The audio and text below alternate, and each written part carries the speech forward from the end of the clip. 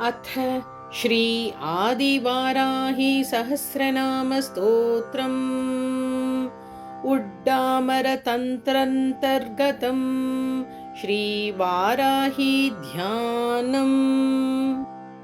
नमोऽस्तु देवी वाराही जयैङ्कारस्वरूपिणी, जय वाराही विश्वेशी मुख्य वाराही ते नमः। वाराहमुखि वन्दे त्वाम् अन्धे अन्धिनि ते नमः। सर्वदुष्टप्रदुष्टानां वाक्स्तम्भनकरे नमः। नमस्तम्भिनि स्तम्भे त्वां जृम्भे जृम्भिनि ते नमः।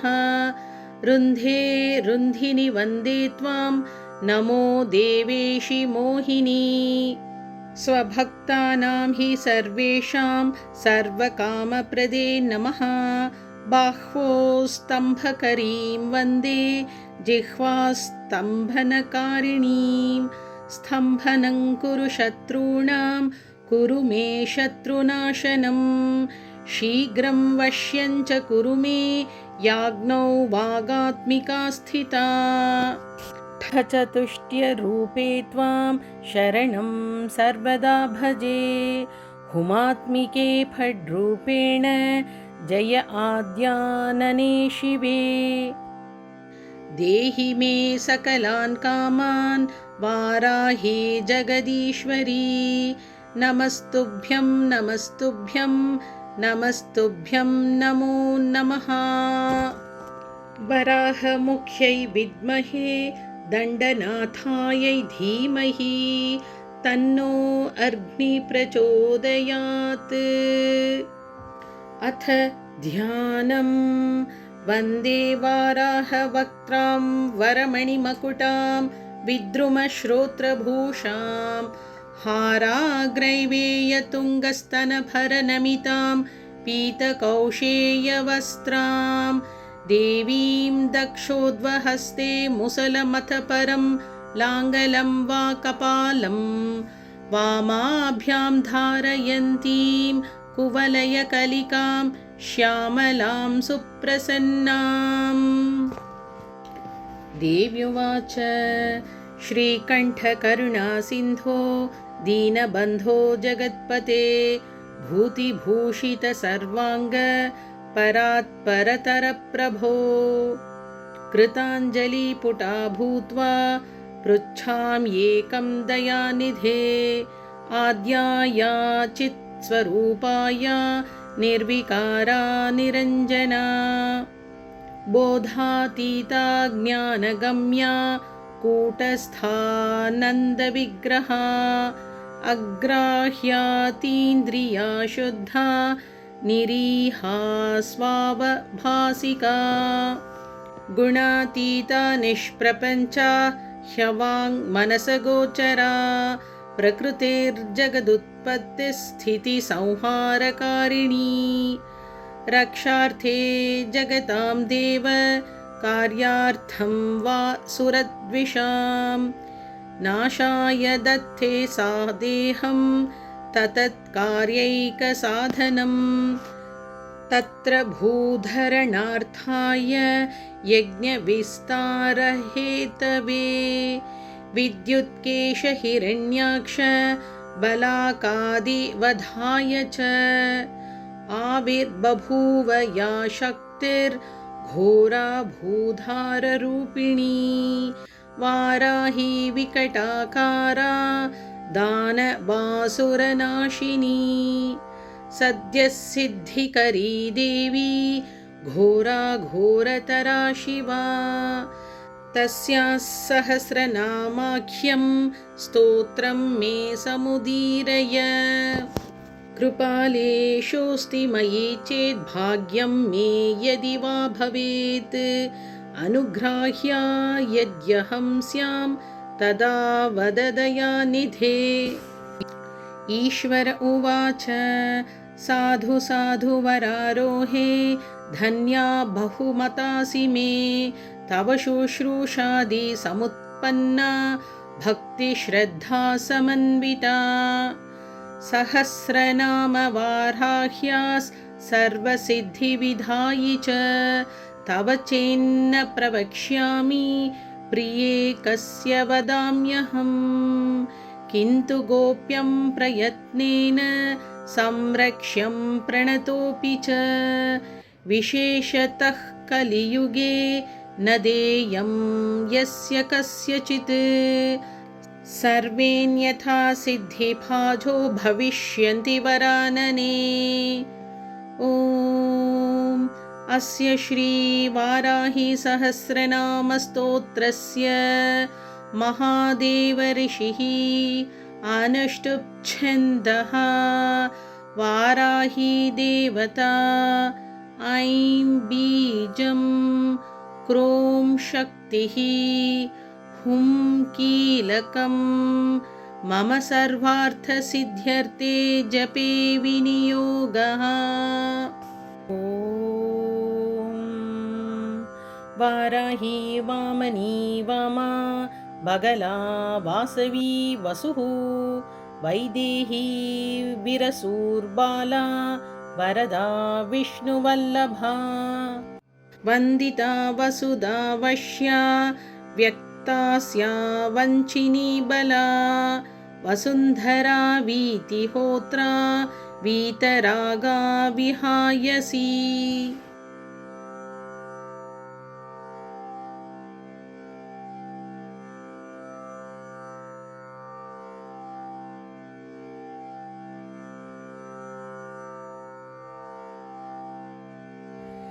यां याज्ञेयी धरा धन्या धर्मिणी ध्यानिनी ध्रुवा धृतिर्लक्ष्मीर्जया तुष्टिः शक्तिर्मेधा तपस्विनी वेधा जया कृतिः कान्तिः स्वाहा शान्तिर्दमा रतिः लज्जा मतिस्मृतिर्निद्रा तन्द्रा गौरी शिवा स्वधा चण्डी दुर्गा भया भीमा भाषा भामा भयानका भूदारा भयापहा भीरुर्भैरवी भङ्गरा भटी घुर्घुरा घोषणा घोरा घोषिणी घोणसंयुता घना थना घर्घरा च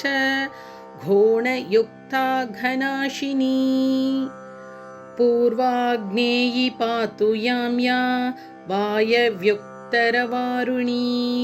ऐशान्यूर्ध्वाधस्थिता च पृष्ठा दक्षाग्रवामगा हृन्नाभिभ्रमरन्ध्रार्क स्वर्गपातालभूमिगा ऐं श्रीः ह्रीः क्लीं तीर्थगतिः प्रीतिर्दीर्घीः कलाव्यया ऋग्यजुस्सामरूपा च परा यात्रिण्युदुम्बरा गदासी शक्तिचापेषु शूलचक्रकृष्टिधारिणी जरती युवती बाला चतुरङ्गबलोत्कटा सत्याक्षरा चाधिभेत्री धात्री पात्री परापटुः क्षेत्रज्ञा कम्पिनी ज्येष्ठा दूरदर्शा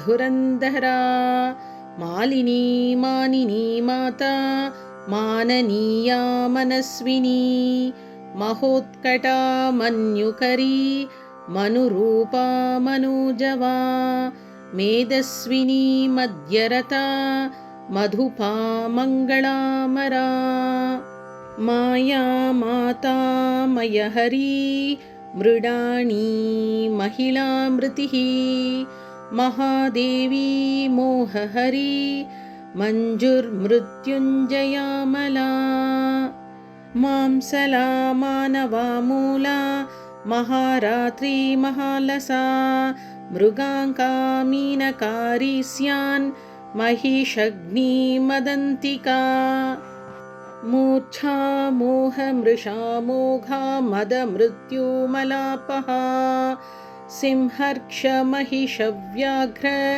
मृगक्रोडाननाधुनी धरिणी धारिणी धेनुर्धरित्री धावनी धवा धर्मध्वना ध्यानपरा धनधान्यधरा प्रदा पापदोषरिपुव्याधि नाशिनी सिद्धिदायिनी कलाकाष्ठात्र पापाक्षा हस्तृटिश्वासरूपिणी समृद्धा सुभुजा रौद्री राधा राकारमारणिः रामारतिः प्रिया रुष्टा रक्षिणी रविमध्यगा रजनी रमणीरेवा रङ्किणी रञ्जिनी रमा रोषा रोषवती रूक्षा करिराज्यप्रदारता रूक्षा रूपवती रास्या रुद्राणी रणपण्डिता गङ्गा च यमुना चैव सरस्वती स्वसूर्मधुः गण्डकी तुङ्गभद्रा च कावेरी कौशिकी पटुः कट्वो रगवती चारा सहस्राक्षा प्रतर्दना सर्वज्ञा शाङ्करी शास्त्री जटाधारिण्ययोरदा यावनी सौरभी कुब्जा वक्रतुण्डा वधोद्यता चन्द्रापीडा वेदवेद्या शङ्किनी नीलहोहिता ध्यानातीता परिच्छेद्या मृत्युरूपा त्रिवर्गदा अरूपा बहुरूपा च नानारूपा नतानना वृषा कपिर्वृषारूढा वृषेशी वृषवाहना वृषप्रिया वृषावर्ता वृषपर्वा वृषाकृतिः कोदण्डिनी नागचूडा चक्षुष्या परमार्थिका दुर्वासा दुर्ग्रहा देवी सुरावासा दुरारिहा दुर्गा राधा दुर्गहन्त्री दुराराध्या दवीयसी दुरावासा दुःप्रहस्ता दुःप्रकम्पा दुरूहिणी सुवेणी श्रमणी श्यामा मृगव्याधार्कतापिनी दुर्गा तार्क्षी पाशुपती कौणपी कुणपाशना कपर्दिनी कामकामा कमनीया कलोज्ज्वला कासावहृत्कारकानी कम्बुकण्ठीकृतागमा कर्कशा कारणा कान्ता कल्पा कल्पा कटङ्कटा श्मशाननिलया बिह्नी गजारूढा गजापहा तत्प्रिया तत्पराराया स्वर्भानुः कालवञ्जिनी शाखा विशाखा गोशाखा सुशाखा शेषशाखिनी व्यङ्गा शुभाङ्गा वामाङ्गा नीलाङ्गा नङ्गरूपिणी साङ्गोपाङ्गा च शारङ्गा शुभाङ्गा रङ्गरूपिणी भद्रा सुभद्रा भद्राक्षी सिंहिका विनतादितिः हृद्या वद्या सुपद्या च गद्यपद्यप्रिया प्रसूः चर्चिका भोगवत्यम्बा सारसी शबरी नटी योगिनी पुष्कलानन्ता परा साङ्ख्या शची सती निम्नगा निम्ननाभिश्च सहिष्णुर्जागृती लिपिः दमयन्ती दमी दण्डोद्दण्डिनी दारदायिका दीपिनी धाविनी धात्री दक्षकन्या दरिद्रती दाहिनी द्रविणी दर्वी दण्डिनी दण्डनायिका दानप्रिया दोषहन्त्री दुःखदारिद्र्यनाशिनी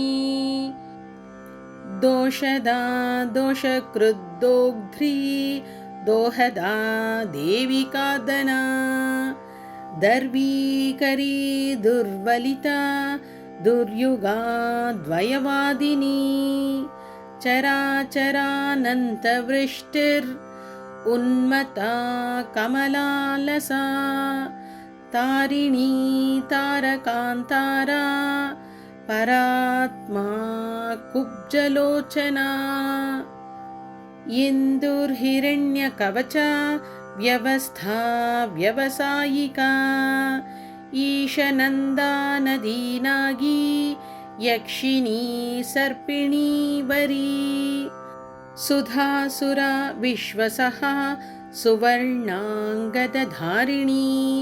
जननी प्रीतिपाकेरुस् साम्राज्ञी संविदुत्तमा अमेयारिष्टदमनी पिङ्गला लिङ्गधारिणी चामुण्डा प्लाविनी हाला बृहज्योतिरुक्रमा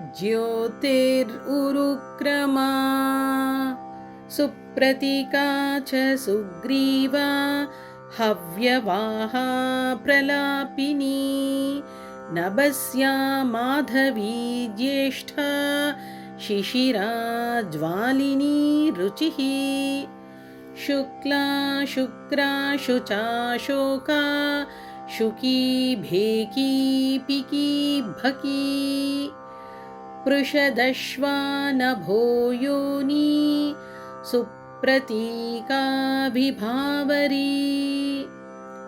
गर्विता गुर्विणी गण्या गुरुर्गुरुतरी गया गन्धर्वी गणिका गुन्द्रा गारुडी गोपिकाग्रगा गणेशी कामिनी गन्त्री गोपतिर्गन्धिनी गवी गर्जिता गाननी गोना गोरक्षा गोविदाङ्गतिः घ्राथिकी घृतिकृद्घोष्ठी गर्भरूपा गुणैषिणी पारस्करी पाञ्चनधा बहुरूपा विरूपिका उहाव्यूहा दुरूहा च सम्मोहा मोहहारिणी यज्ञविग्रहिणी यज्ञा यायजूका यशस्विनी अग्निष्ठोमोति अग्निष्टोमो वाजपेयश्च षोडशी पुण्डरीकोऽश्वमेधश्च राजसूयश्च नाभसः स्विष्टकृद्बहुसौवर्णो गोसवश्च महाव्रतः विश्वजिद्ब्रह्मयज्ञश्च प्राजापत्यशिलायवः अश्वक्रान्तो रथक्रान्तो विष्णुक्रान्तो विभावसुः सूर्यक्रान्तो गजक्रान्तो बलिभिन्नागयज्ञकः सावित्री चार्धसावित्री सर्वतो भद्रवारुणः आदित्यामयगोदोह गवामयमृगामयाः सर्पमयः कालपिञ्जः कौण्डिन्योपनकाहलः अग्निविद्वादशाहस्वोपांशुः सोमदोहनः अश्वप्रतिग्रहो बर्हि रथोऽभ्युदयऋद्धिराट् सर्वस्वदक्षिणो दीक्षा सोमाख्या समिदाह्वयः घटायनश्च गोदोहस् स्वाहाकारस्तनूनपात् दण्डा पुरुषमेधश्च श्येनो वज्र इषुर्यमः अंगिरा कंगभेरुंडा चांद्रायणपरायणा ज्योतिष्ठोमः कुतो दर्शो नन्द्याख्यः पौर्णमासिकः गजप्रतिग्रहो रात्रिस् सौरभः शाङ्कलायनः सौभाग्यकृच्चकारीशो वेतलायन रामठी शोचिष्कारी नाचिकेतः शान्तिकृत्पुष्टिकृत् तथा वैनतेयोच्चाटनौ च वशीकरणमारणे त्रैलोक्यमोहनो वीरः कन्दर्पबलशातनः शङ्खचूडो गजाच्छायो रौद्राख्यो विष्णुविक्रमः भैरवः कवहाख्यश्च बभृतोष्टाकपालकः श्रौषट्वौषट्वषट्कारः पाकसंस्थापरिश्रुति चयनो नरमेधश्च कारीरी रत्नदानिका सौत्रामणी च भारुन्दा बार्हस्पतयो बलङ्गमः प्रचेता सर्वसत्रश्च गजमेधः करम्भकः हविस्संस्था सोमसंस्था पाकसंस्था गरुत्मती सत्यसूर्यश्चमससृक् स्रुवोलूखलमेक्षणी चपलो मन्थिनी मेढी योपः प्राग्वंशकुञ्जिका रश्मिरशुश्च दोभ्यश्च वारुणोदः पविःखुता आप्तोर्यामो द्रोणकलशो मैत्रा वरुण आश्विनः पात्नीवतश्च मन्थी च हारी योजन एव च प्रतिप्रस्थानशुक्रौ च सामिधेनी समित्समा होतार्ध्वयुस्तथो धाता नेता त्वष्टा च योत्रिका आग्निध्रोच्छवगाष्टाशु अग्रावस्तुत्प्रतर्दकः सुब्रह्मण्यो ब्राह्मणश्च मैत्रा वरुणवारुणौ प्रस्तोता प्रतिप्रस्थाता यजमान ध्रुवन्त्रिका आमीक्षामीशदाज्यं च हव्यं कव्यं चरुः पयः जुहुदुणोद्भूत् ब्रह्मा त्रयी त्रेता तरश्विनी पुरोडाशः पशुकर्षः प्रेक्षणी ब्रह्मयज्ञिनी अग्निजिह्वा दर्भरोमा ब्रह्मशीर्षा महोदरी अमृतप्राशिका नारायणी नग्नादिगम्बरा ओङ्कारिणी चतुर्वेद रूपा श्रुतिरनुल्बना अष्टादशभुजारम्भा सत्या गगनचारिणी भीमवक्त्रा महावक्त्रा कीर्तिरा कृष्णपिङ्गला कृष्णमूर्धा महामूर्धा घोरमूर्धा भयानना घोरानना घोरजिह्वा घोररावा महाव्रता दीप्तास्या दीप्तनेत्रा चण्डप्रहरणा जटी सुरभी सौनभी वीची छाया सन्ध्या च मांसला कृष्णा कृष्णाम्बरा कृष्ण शार्ङ्गिणी कृष्णवल्लभा त्रासिनी मोहिनी द्वेष्या मृत्युरूपा भयावहा भीषणा दानवेन्द्रग्नी कल्पकर्त्री क्षयङ्करी अभया पृथिवी साध्वी केशिनी व्याधिजन्महा अक्षोभ्याह्लादिनी कन्या पवित्रा रोपिणी शुभा कन्या देवी सुरादेवी भीमा देवी मदन्तिका शाकम्भरी महाश्वेता धूम्रा धूम्रेश्वरीश्वरी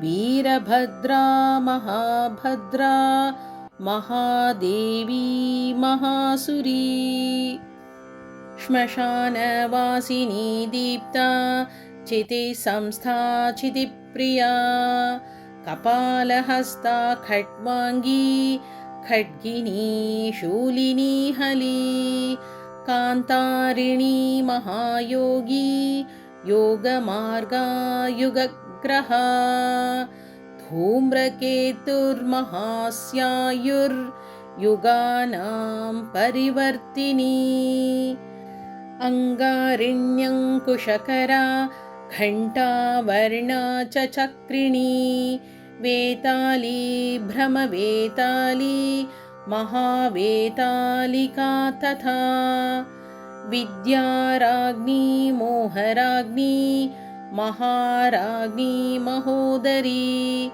भूतं भव्यं भविष्यं च सांख्यं योगस्तथोद्दमः अध्यात्मं चादिदैवं च अधिभूतांश एव च घण्टारवा विरूपाक्षी शिखी चिच्छ्री चयप्रिया खड्गशूलगदाहस्ता महिषासुरमर्दिनी मातङ्गी मत्तमातङ्गी कौशिकी ब्रह्मवादिनी उग्रतेजा सिद्धसेना जृम्भिणी मोहिनी तथा जया च विजया चैव विनता कद्रुरेव च धात्री विधात्री विक्रान्ता ध्वस्ता मूर्छा च मूर्च्छनी दमनी दामिनी दम्या छेदिनी तापिनी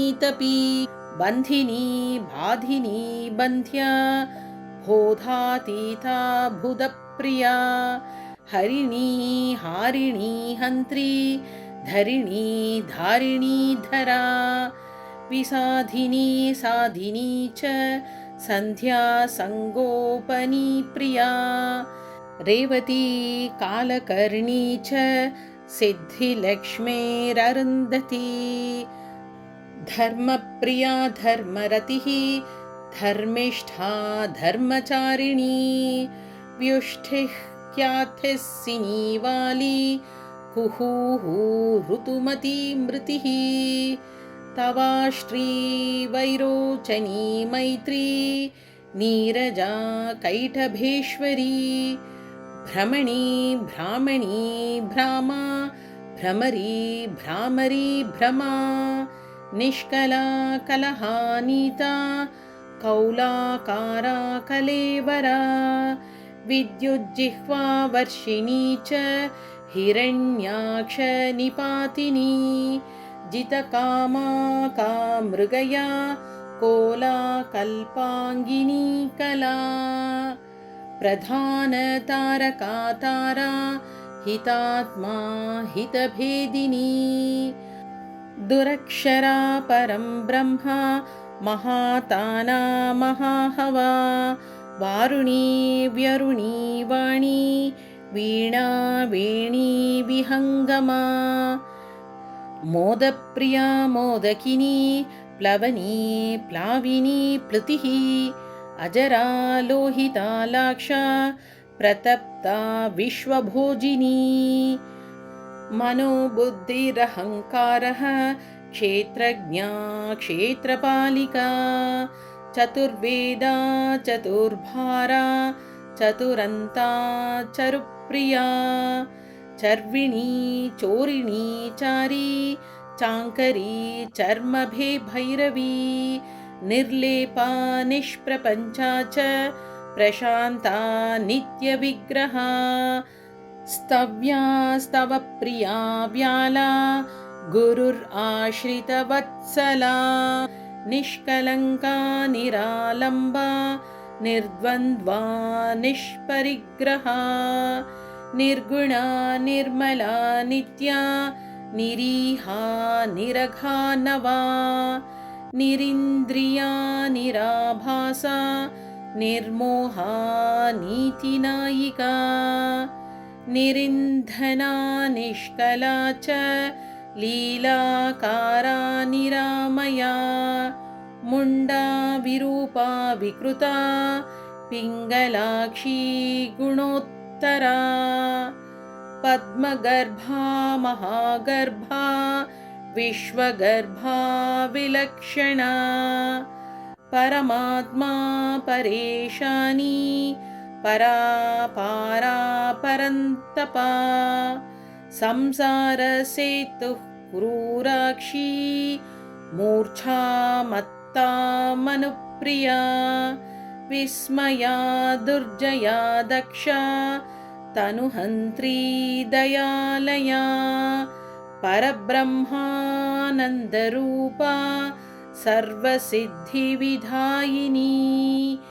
ॐ एवमुड्डामरतन्त्रान् मयोद्धृत्य प्रकाशितं गोपनीयं प्रयत्नेन नाख्येयं यस्य कस्यचित् यदीच्छसि धृतं सिद्धिम् ऐश्वर्यं चिरजीविताम् आरोग्यं नृपसम्मानं तदा नामानि कीर्तयेत् नाम्नां सहस्रं वाराह्याः मया ते समुदीरितं यः पठेत् शृणुयाद्वापि सर्वपापैः प्रमुच्यते अश्वमेधसहस्रस्य वाजपेयशतस्य च पुण्डरीकायुतस्यापि फलं पाठात् प्रजायते पठतः सर्वभावेन सर्वास्युः सिद्धयः करे जायते महदैश्वर्यं सर्वेषां दयितो भवेत् धनसारायते वह्निः अगाधोऽब्धिकणायते सिद्धयश्च तृणायन्ते विषमप्यमृतायते हारायन्ते महासर्पास् सिंहः क्रीडामृगायते दासायन्ते महीपाला जगन्मित्रायतेऽखिलं तस्मान्नाम्नां सहस्रेण स्तुता सा जगदम्बिका प्रयच्छत्यखिलान् कामान् देहान्ते परमां गतिम् इति उड्डामरतन्त्रान्तर्गतं श्री आदिवाराही सहस्रनामस्तोत्रं सम्पूर्णम्।